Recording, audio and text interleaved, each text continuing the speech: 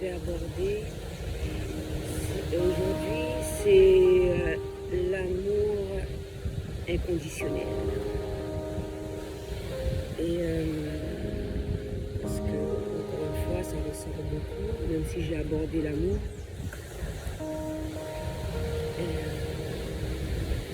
Peut-être que j'ai abordé d'autres types d'amour, mais un petit peu celui-là quand même. Mais malgré ça, je sens qu'il y a incompréhension.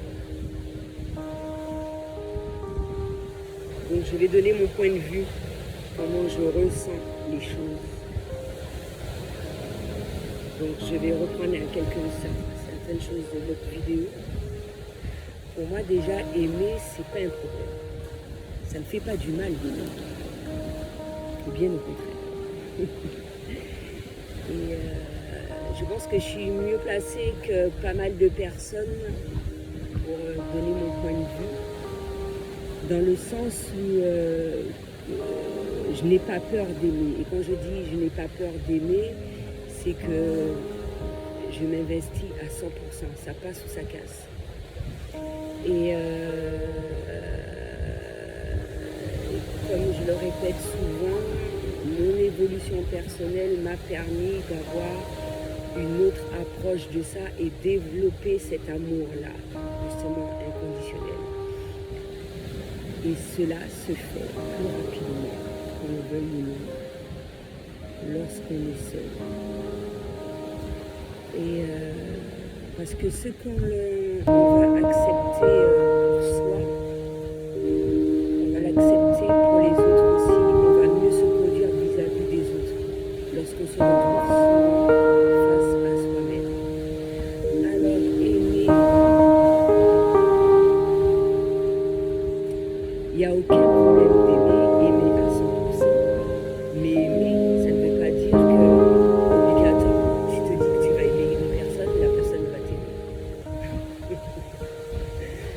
Ou elle peut t'aimer sur le moment même et puis ne plus t'aimer, mais ça ne doit pas avoir d'impact sur toi. Parce qu'à partir du moment que ça a un impact sur toi, c'est parce qu'il y a des attentes. Et c'est les attentes qui font mal. Et je l'ai déjà abordé ça. C'est les attentes qui font souffrir. C'est les trahisons qui font souffrir, les mensonges et tout ce qui s'ensuit. Et j'avouerai que c'est un petit peu plus compliqué pour moi de ne pas être face à cette réalité-là, parce que j'avais déjà la faculté de lire à travers les gens. Mais le fait d'avoir développé mes capacités extrasensorielles, ça me permet de savoir à quoi m'y attendre. Mais malgré tout, ça ne m'empêche pas d'aimer. Ça ne m'empêche pas d'aimer. Les questions qui reviennent le plus souvent, la sensation que je ressens par rapport à tout cela, c'est que à quoi cela sert, ou peut-être pourquoi je prends ce risque-là, pourquoi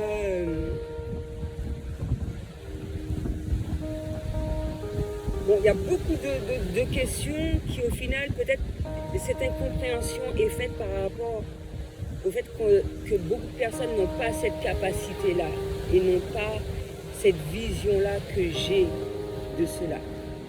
Donc je vais plus aborder l'amour inconditionnel pour moi, et je l'ai déjà abordé mine de rien dans de multiples vidéos. Dans toute forme de relationnel, tu dois accepter la personne telle qu'elle est. En plus, j'ai un peu abordé dans une vidéo récente. Tu rencontres une personne, ou tu connais une personne, tu dois l'accepter telle qu'elle est. Et après, il s'agit de limites à ne pas dépasser. Et c'est toi qui dois fixer tes limites. Mais il faut faire la distinction entre fixer ses limites et imposer à la personne un certain nombre de conditions. Tu aimes la personne telle qu'elle est, avec ses défauts, ses qualités, etc. Et comme comme je l'ai dit lors d'une dernière vidéo, si elle a amené à changer, parce qu'elle le veut, c'est qu'elle a pris cette décision de par elle-même. Elle a pris cette décision de par elle-même. C'est pas parce que tu vas lui dire, et ça se retrouve beaucoup plus dans le coup. Ah oui, ouais, j'aimerais bien que je t'aime si tu t'habilles de telle manière, je t'aime si tu commences à faire du sport, je t'aime parce que si à condition que tu fasses telle chose, ou par rapport au travail, ou par rapport à ta manière de penser, ta manière de faire. Non. Si tu as été amené à fréquenter une personne, que ce soit couple, ami, etc., c'est parce que de prime abord, tu as bien apprécié cette personne-là. Il y a quelque chose qui a fait que voilà, quoi. Même si il est clair que c'est lorsque l'on apprend à connaître une personne qu'il y a des choses qui se dévoilent au fur et à mesure, mais même si ça revient à la même chose. Tu connais tes limites, en fonction de ça,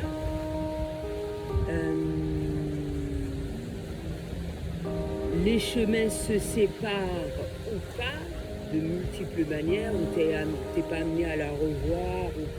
Ça peut être fait de diverses manières en fait.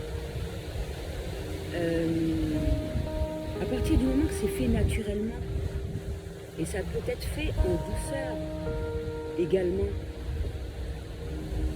Ça peut être fait en douceur. Il n'y a pas besoin de faire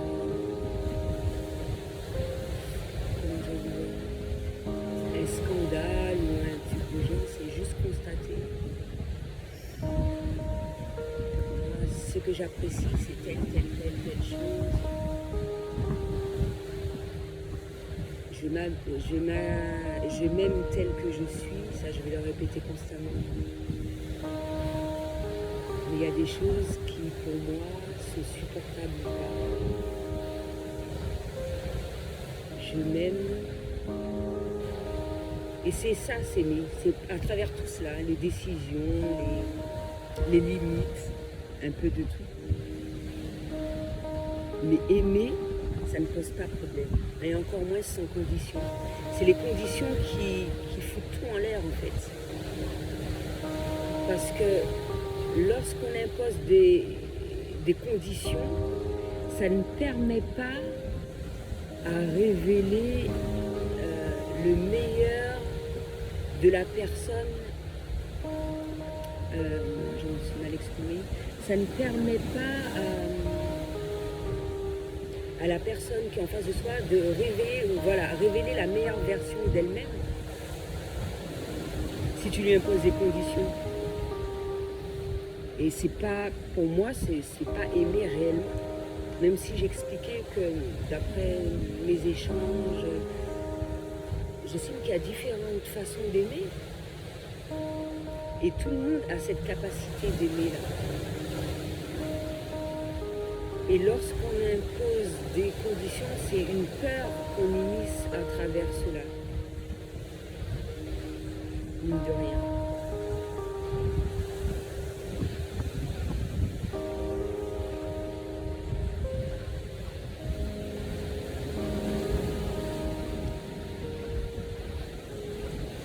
J'aime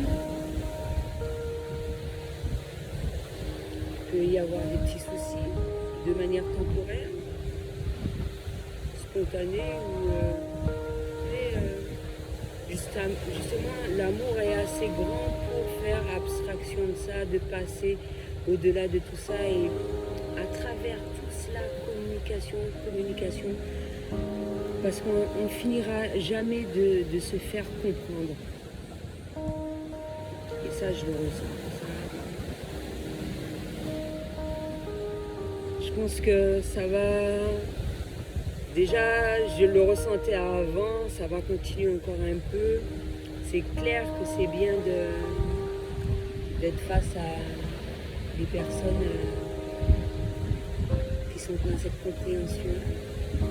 même si c'est pas immédiat, même si c'est qu'il faut du recul pour comprendre ça, parce que le recul aide énormément afin de comprendre tout cela, surtout quand tu viens de connaître une personne, etc. Après, quand tu la connais un peu plus, je pense que même quand tu la connais un peu plus, on est toujours surpris de la façon d'agir, d'un peu de tout. On change avec le temps. Il y a beaucoup d'éléments qui font que où le chemin continue avec la personne, ou sinon sont amenés à se séparer et voilà quoi. Sans condition, de manière inconditionnelle, être libre. Je t'aime, mais j'ai envie que tu sois heureux.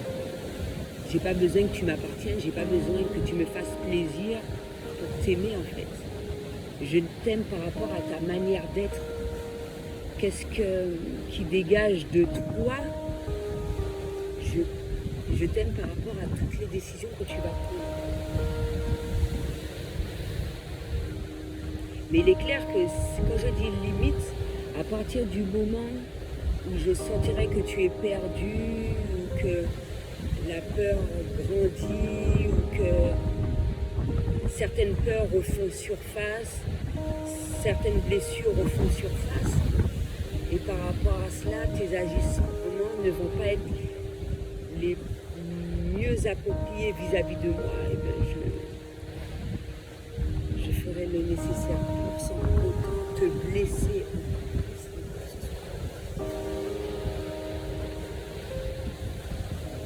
Donc je vais le répéter, ça pose pas le problème d'aimer.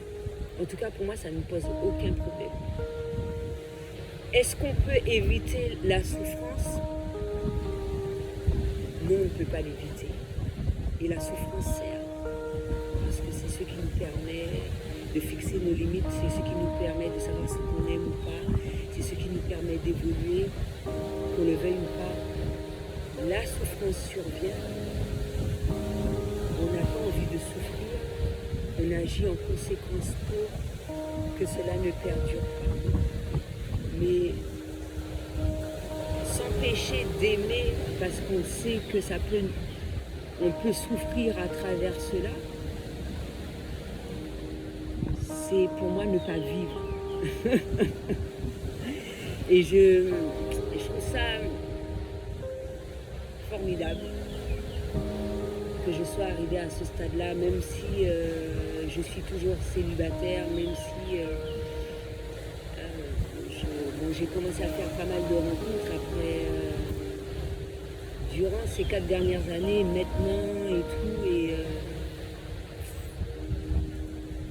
de voir la manière dont j'agis comparé à avant,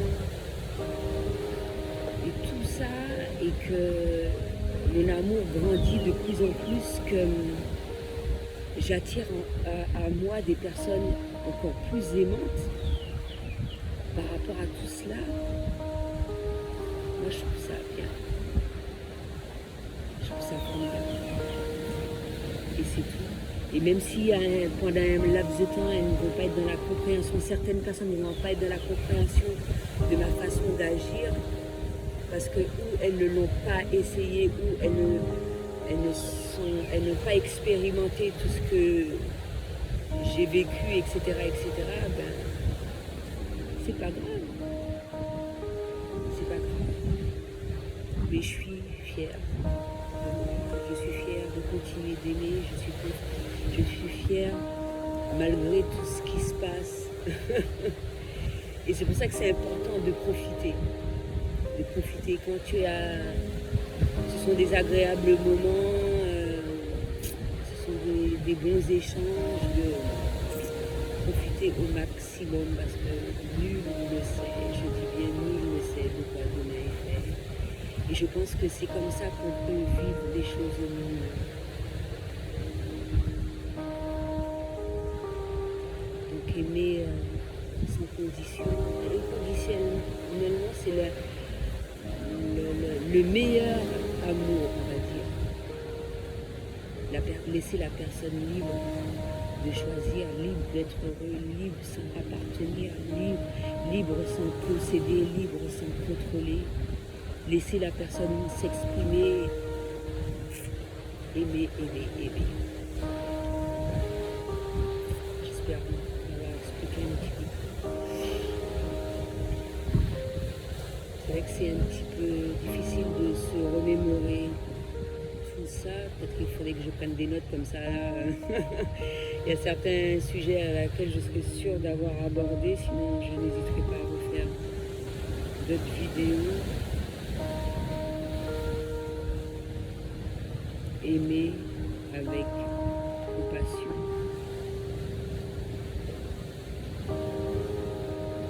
Justement, lorsqu'on rencontre des difficultés, être dans la compréhension de ces choses-là. Voilà, pour moi, ce que ça signifie, amour inconditionnel. C'était tout ce que j'avais.